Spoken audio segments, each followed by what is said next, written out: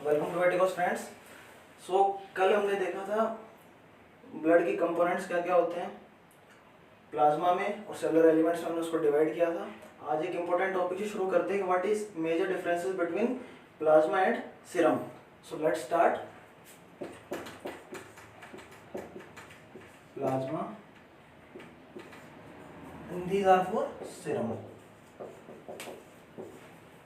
तो पहला पॉइंट सबसे इंपॉर्टेंट होता है कि प्लाज्मा जो होता है वो liquid part from uncoagulated blood. It's a important condition, uncoagulated blood, यानी कि हम टेस्ट ट्यूब के अंदर या फिर किसी वॉयल के अंदर ब्लड लेंगे जिसमें कि एंटीकोगुलेट मिक्स हुए हुए हों, वो कोगुलेट ना हो, उसका जो लिक्विड पार्ट होगा वही प्लाज्मा होता है। और क्लोटेड ब्लड, यानी कि ये ब्लड क्लोट हो, इससे जो फ्लूइड स्क्वीज आउट होगा, जो इससे बाहर निकलेगा, वही सीरम होता है। इसको आगे देखते हैं हम कैसे दोनों अलग अलग करते हैं हम।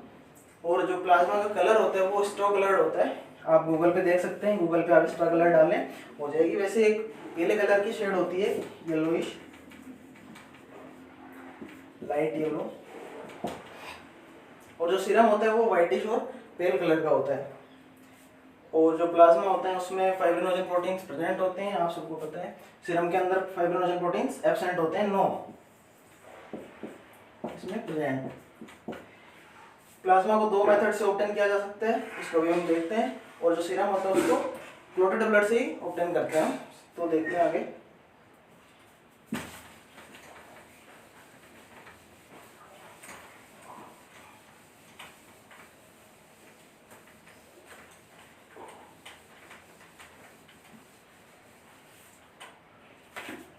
सो लेट सपोज हम किसी भी कलेक्शन साइट से ब्लड लेके आते हैं, उसको एक टेस्ट ट्यूब में डालते हैं, टेस्ट ट्यूब में डालते हैं, उसको हम सेंट्रीफ्यूज कराते हैं कुछ देर के लिए। तो जैसे कि हमने कल देखा था, इसमें 3 पार्ट डिवाइड हो जाएंगे। ये लिक्विड पार्ट होगा जो कि प्लाज्मा होगा, बीच में बफी कोट बनेगा, और नीचे जो होंगी वो आरबीसीज होंगी। बफी कोट दो चीजों से मिलकर बना होता है, WBC प्लस प्लेटलेट्स। तो एक मेथड तो ये होता है सेंट्रीफ्यूगेशन मेथड, सेंट्रीफ्यूगेशन मेथड। एक दूसरा मेथड इसमें होता है, वो सिंपल सा है। आप किसी भी एंटीकोगुलेंट वाली वॉइल के अंदर ब्लड को डालें, इस बात को आप ध्यान रखें कि एंटीकोगुलेंट वाली वॉइल ही होनी चाहिए, उसमें ब्लड को रखें ताकि ब्लड क्लोट ना हो। उसमें ब्लड डालें कुछ देर के लिए, तो नीचे सेल सेडिमेंट हो जाएंगी, और ऊपर जो लिक्विड पार्ट बचेगा वही प्लाज्मा होगा। तो ये सिंपल सा मेथड है, ये सेंट्रीफ्यूगेशन मेथड है। इसमें हमें सेंट्रीफ्यूगेशन मशीन की जरूरत पड़ती है। तो अब देखते हैं सीरम कैसे हम अलग कर सकते हैं। एक टेस्ट ट्यूब लेते हैं या फिर वॉइल लेते हैं कोई भी, उसमें एंटीकोगुलेंट हो,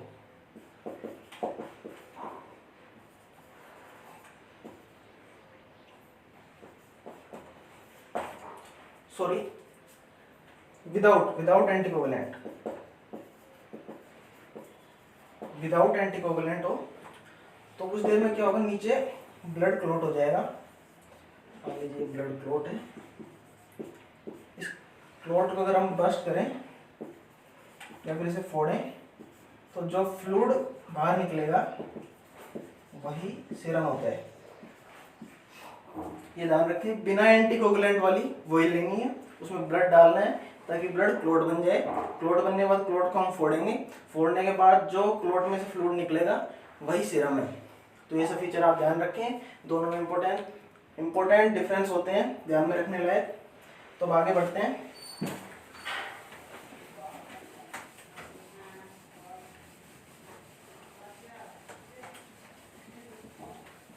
अब अपन स्टार्ट करते हैं कि व्हाट इज स्पेसिफिक ग्रेविटी। छोटा सा पॉइंट है,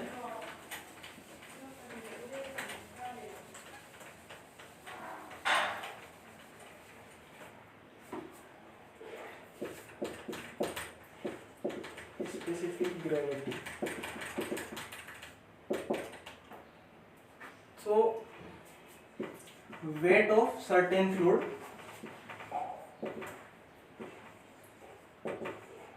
is divided by weight of the same volume of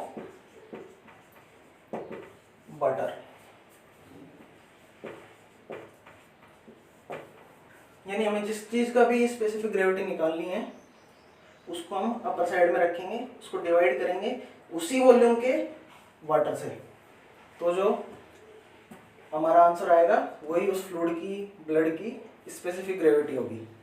तो जैसे कि इसमें है गोट, पिग, डॉग, इन सब में होती है 1.04 and cattle, cat and sheep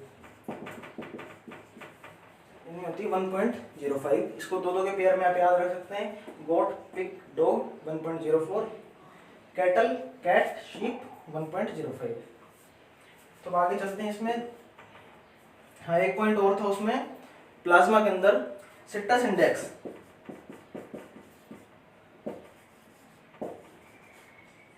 सिट्टस index छोटा सा पॉइंट है, कुछ भी नहीं होता, ये एक स्टैंडर्ड होता है पोटेशियम डाइक्रोमेट का बना हुआ, जो कि प्लाज्मा का कलर कंपेयर करने के काम में आता है।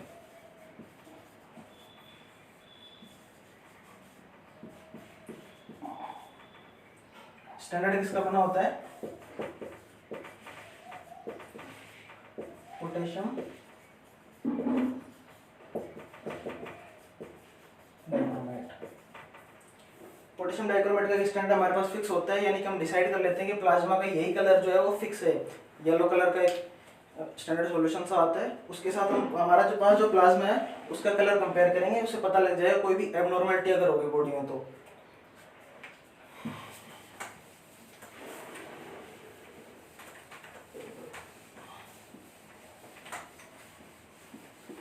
तो हम नेक्स्ट स्टार्ट करते हैं अपन general characteristics of blood. General characteristics of blood. इसकी पीएच आप सब जानते हैं 7.4, जो भी 7.0 to 7.8 तक वेरी करती है डिफरेंट एनिमल्स के अंदर। पीएच में थोड़ा थोड़ा वेरिएशन होता है स्पीसीज वाइज। और एक इसमें पॉइंट है आर्टेरियल ब्लड, वीनस ब्लड। ये ज्यादा एल्कलाइन होता है वीनस ब्लड से।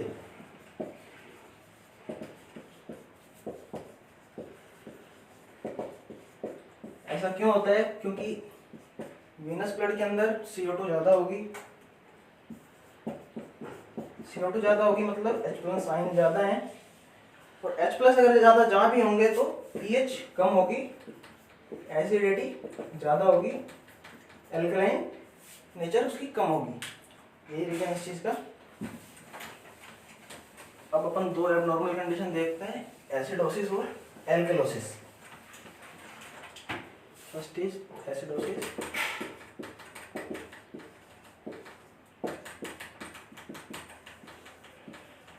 एल्कलोसिस। तो अगर ब्लड के फ्लो के अंदर metabolic and products, metabolic acid products अगर ज़्यादा हो जाएं तो ब्लड एल्कलाइन हो जाता है, उसी कंडीशन को बोलते हैं एसिडोसिस। और अगर एल्कलाइन चीज़ें ब्लड के अंदर बढ़ जाएं और उसकी पीएच बढ़ जाए ब्लड की, तो जो कंडीशन क्रिएट होती है वो होती है एल्कलोसिस। जो होता है मेटाबॉलिक एसिड प्रोडक्ट्स अगर ज़्यादा हो जाएं, इसमें अगर एल्कलाइन प्रोडक्ट्स, ब्लड फ्लो की बात हो रही दोनों के अंदर, ब्लड फ्लो के अंदर अगर ये चीजें बढ़ जाएं तो ये कंडीशन क्रिएट होती है। तो ये दोनों आप याद रखें, acidosis and alkalosis.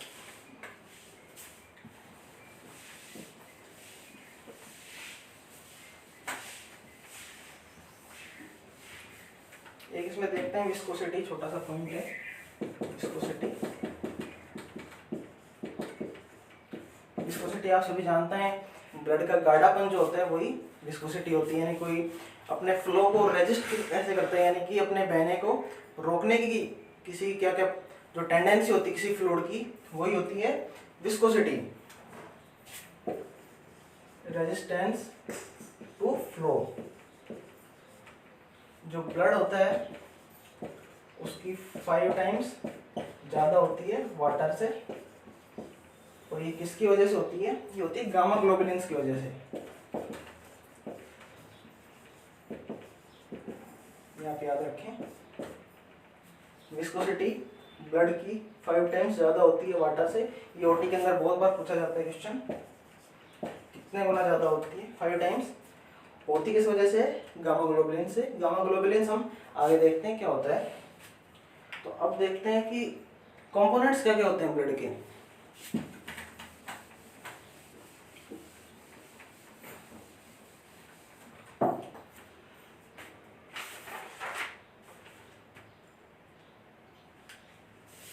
So components of blood,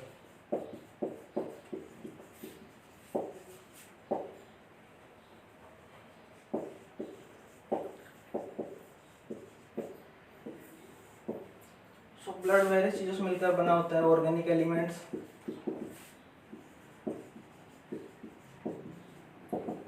inorganic elements. तो सबसे पहले हम स्टार्ट करते हैं ऑर्गेनिक एलिमेंट से।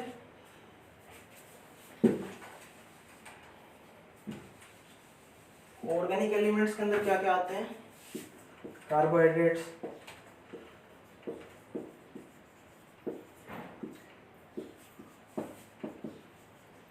Plasma proteins, NPN substances, non protein nitrogenous NPN substances, lipid etcetera. तो कार्बोहाइड्रेट्स के अंदर ग्लूकोज होता है मेन, लैक्टेट, पायरुवेट। कार्बोहाइड्रेट्स के अंदर मेनली हम देखते हैं ग्लूकोज मिलती है ब्लड में, लैक्टेट और पायरुवेट्स। प्लाज्मा प्रोटीन, ये बहुत इंपॉर्टेंट चीज है इसके अंदर हमें मिलती है एल्बुमिन प्रोटीन, ग्लोबुलिन प्रोटीन्स,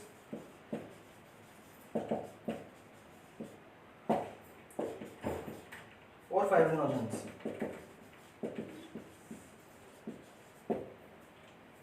इनको हम डिटेल में देखते हैं थोड़ी देर में। अभी नॉन प्रोटीन नाइट्रोजन सब्सटेंसेस के अंदर हम देखते हैं जो कि मेनली मिलता है यूरिया,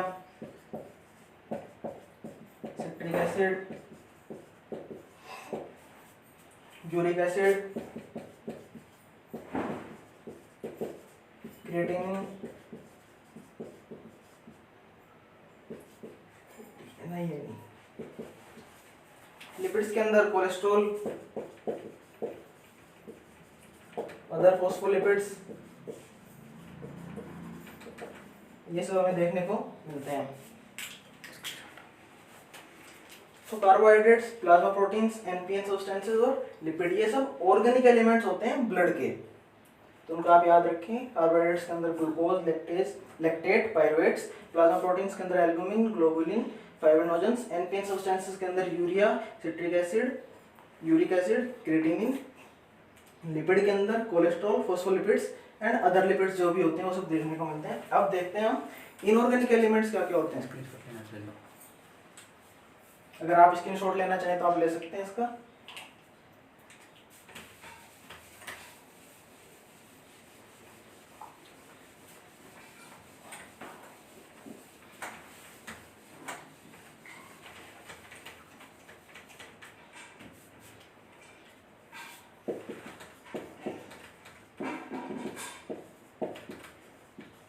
इनऑर्गेनिक एलिमेंट्स में मेनली हम आयंस की स्टडी होती है जो कि जनरली होती है इसमें कि Mn+2, Ca+2, Cl-,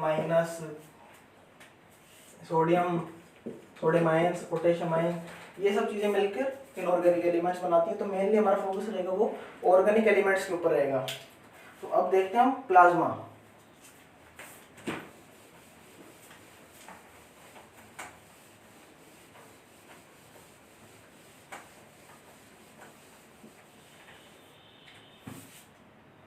Let's start plasma.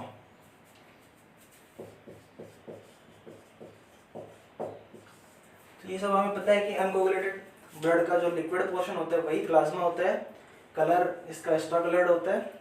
और अब देखते हैं इसका कंपोजिशन। इसमें वाटर होता है 91 to 92% और सॉलिड पार्ट होता है 6 to 8%। तो हम सॉलिड पार्ट को देखते हैं, सॉलिड पार्ट के अंदर क्या क्या होता है प्लाज्मा के अंदर।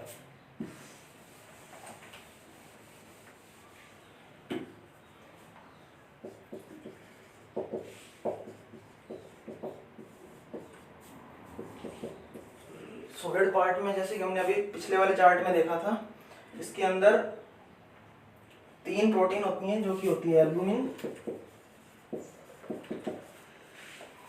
Globulin and fibrinogen.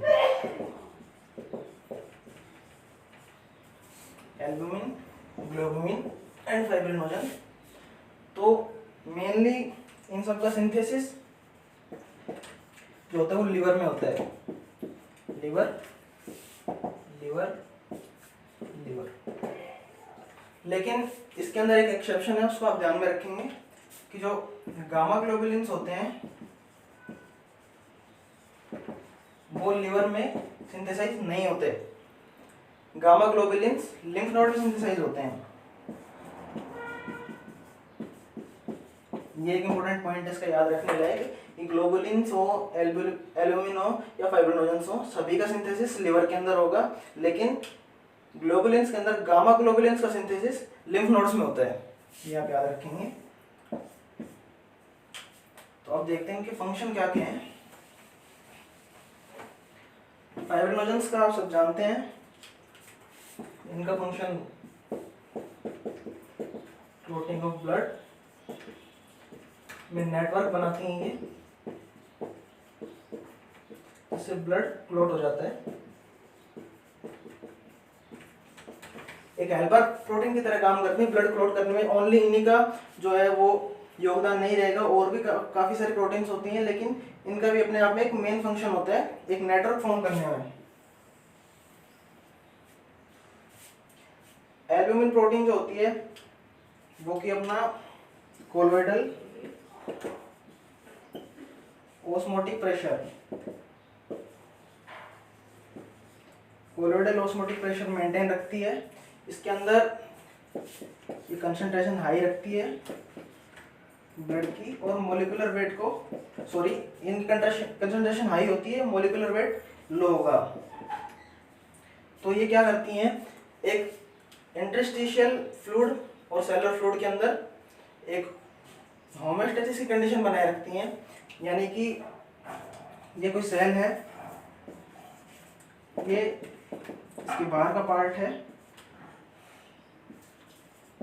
Outer cellular portion.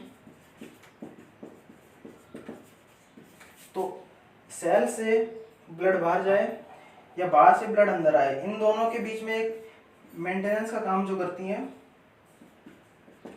वही काम एल्बुमिन प्रोटीन्स का होता है। यानी कि कोलोइडल ऑस्मोटिक प्रेशर मेंटेन रखना, कि ब्लड कितना बाहर जाना है, कितना अंदर आना है, किसी भी वेसल के अंदर, किसी भी ऑर्गन के अंदर, किसी भी सेल के अंदर, वो एल्बुमिन प्रोटीन्स का काम होता है। और ग्लोबुलिन प्रोटीन्स को हम सभी जानते हैं, इनमें मेनली इम्यूनोग्लोबिन्स होते हैं,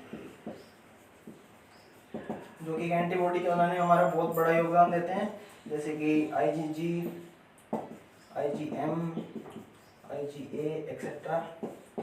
तो इनको हम डिटेल में स्टडी करेंगे ग्लोबुलिन्स को आगे। तो इस लेक्चर में हम इतना रखते हैं, इससे आगे कवर हम नेक्स्ट वीडियो में करेंगे। So thank you so much.